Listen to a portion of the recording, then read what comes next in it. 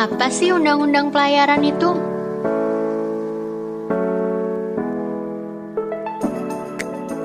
Dunia maritim mengenal hukum maritim dan hukum laut.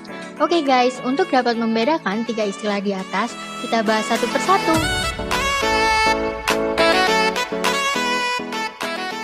Hukum laut. Pada tahun 1958, Indonesia ikut serta dalam konvensi pertama PBB di Jenewa tentang hukum laut, dan pada 10 Desember 1982 disahkan konvensi tersebut oleh PBB. Sebagai implementasi keikutsertaan Indonesia dalam konvensi tersebut, pemerintah pada tanggal 8 Agustus 1996 telah mengundangkan hukum laut tersebut ke dalam Undang-Undang Nomor 6 Tahun 1996 tentang Perairan Indonesia. Sesuai dengan ketentuan konvensi dan undang-undang, maka perairan Indonesia meliputi 1. Laut teritorial Indonesia, 2. Perairan kepulauan Indonesia, dan 3. Perairan pedalaman Indonesia. Perairan-perairan tersebut mencakup ruang udara di atasnya dan dasar laut di bawahnya.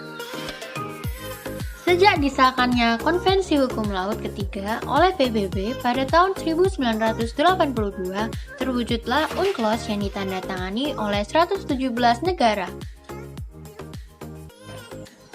Naskah asli UNCLOS dibuat dengan 5 bahasa, yakni bahasa Arab, Cina, Inggris, Prancis, dan Rusia. Preambul UNCLOS terdiri dari 17 parts, terdapat 320 pasal ditambah dengan 9 aneks.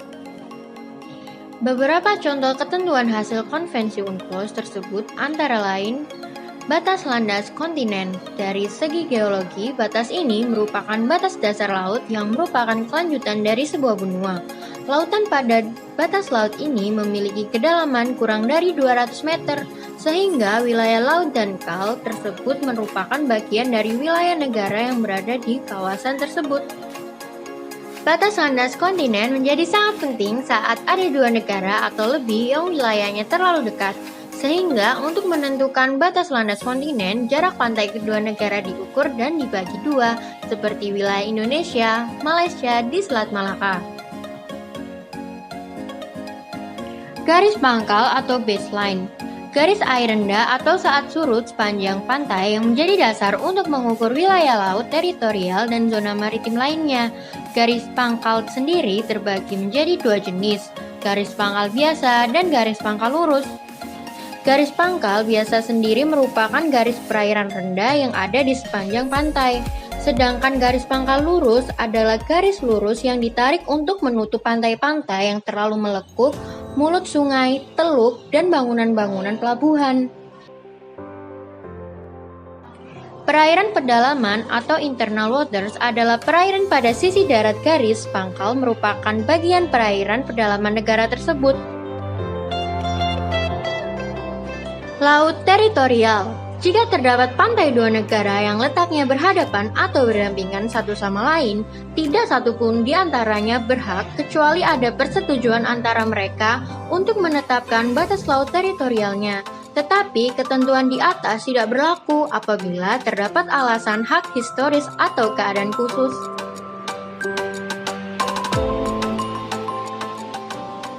Zona tambahan. Dalam rangka perlindungan pada kedaulatan atas kekayaan alam dan yurisdiksi, ketentuan tersebut untuk mencegah dan menindak pelanggaran pada 4 hal, yaitu fiskal, bea cukai, imigrasi, dan sanitasi. Keempat hal di atas adalah hak-hak berdaulat negara pantai. ZEE. Zona ekonomi eksklusif adalah zona yang luasnya 200 mil laut dari garis dasar pantai. Dalam zona tersebut, sebuah negara pantai mempunyai hak atas kekayaan alam di dalamnya dan berhak menggunakan kebijakan hukumnya, kebebasan bernavigasi, terbang di atasnya, ataupun melakukan penanaman kabel, pipa, dan lain-lain. Laut lepas atau laut internasional atau high seas adalah laut terbuka untuk semua negara.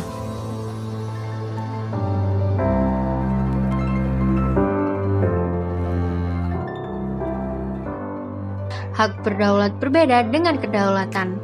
Kedaulatan atau sovereignty Indonesia adalah kewenangan penuh atas wilayah teritori yang dalam hal ini meliputi semua wilayah daratan, perairan, kepulauan, dan laut teritorial Indonesia sejauh 12 mil dari garis pangkal. Pada kedaulatan Indonesia berlaku kekuasaan penuh atas wilayah dan di sana berlaku hukum nasional Indonesia. Kedaulatan adalah kekuasaan tertinggi dari negara, sedangkan hak berdaulat, sovereign rights, merupakan hak pemanfaatan dan pengelolaan yang telah ditetapkan oleh hukum internasional UNCLOS 1982 di luar 12 mil laut teritorial dan pada kawasan itu kekuasaan penuh negara tidak berlaku. Kawasan tempat berlakunya hak-hak ini dikenal dengan wilayah yurisdiksi, bukan wilayah teritorial. Wilayah yurisdiksi ini dikenal dengan nama yurisdiksi khusus dan terbatas untuk zona tambahan, yurisdiksi eksklusif untuk ZEE dan landas kontinen. Oleh karena zona tambahan berada di luar laut teritorial 12 mil, maka negara tidak memiliki kedaulatan penuh atas zona tersebut, tetapi memiliki hak berdaulat atau pengelolaan dan pemanfaatan dalam bidang fiskal, imigrasi, bea cukai, dan kesehatan, termasuk pelaksanaan pengawasan dan penindakan pelanggaran terhadap keempat bidang tersebut.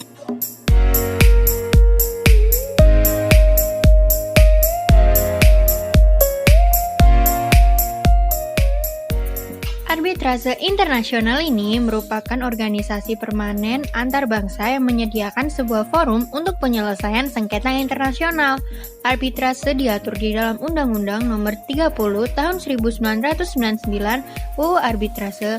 Arbitrase adalah cara penyelesaian suatu sengketa perdata di luar peradilan umum yang didasarkan pada perjanjian arbitrase yang dibuat secara tertulis oleh para pihak yang bersengketa. Sidang arbitrase diselenggarakan oleh arbiter. Arbiter adalah seorang atau lebih yang dipilih oleh para pihak yang bersengketa atau yang ditunjuk oleh pengadilan negeri atau oleh lembaga arbitrase untuk memberi putusan sengketa. Mahkamah Internasional memiliki formal prosedur di mana lembaga ini terdiri atas 15 hakim di bidang hukum internasional. 5 hakim Mahkamah Internasional berasal dari negara anggota tetap Dewan Keamanan PBB, Amerika Serikat, Inggris, Prancis, Cina, dan Rusia, dan memungkinkan untuk membentuk 2 hakim ad hoc dari negara yang bersengketa untuk memeriksa dan memutuskan perkara sesuai dengan prosedur sistem hukum.